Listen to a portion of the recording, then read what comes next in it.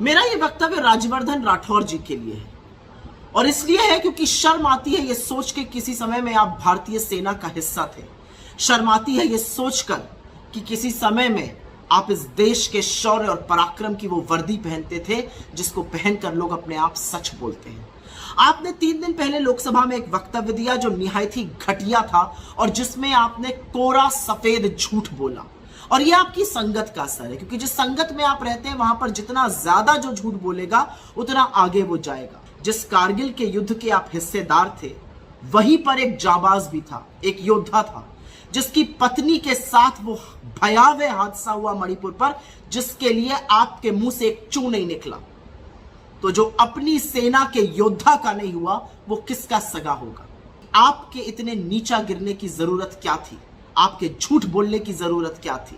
इतनी चाटुकारिता करने की जरूरत क्या थी? आप उस पार्टी का हिस्सा हैं जो देशद्रोही है। देशद्रोहियों और देशभक्तों की इस जंग में आप देशद्रोहियों के साथ खड़े हैं और आपने जो घिनौना कृत्य किया है उसने आपको ही नहीं उस वर्दी को भी शर्मिंदा किया जो आप कभी पहनते थे। शर्म आनी चाहिए आपको।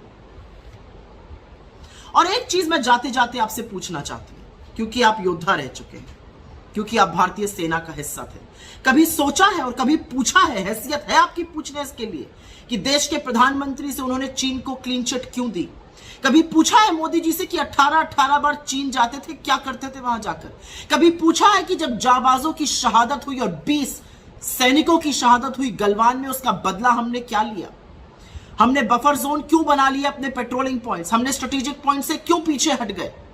कभी पूछा है कि चीन को सबक सिखाने के बजाय लाल शर्ट पहनकर आपने चीन के राष्ट्रपति की अगवानी क्यों करी बाली में? कभी पूछा है कि बाली में उनसे क्या बातचीत हुई? कभी पूछा है कि क्या बदला लेने का मतलब है चीन के साथ व्यापार बढ़ा लेना, $100 बिलियन का ट्रेड डेफिसिट कर लेना? जिस दिन यह हिम्मत और हैसियत हो जाएगी उस दिन आप इस सेना का ऋण चुका देंगे।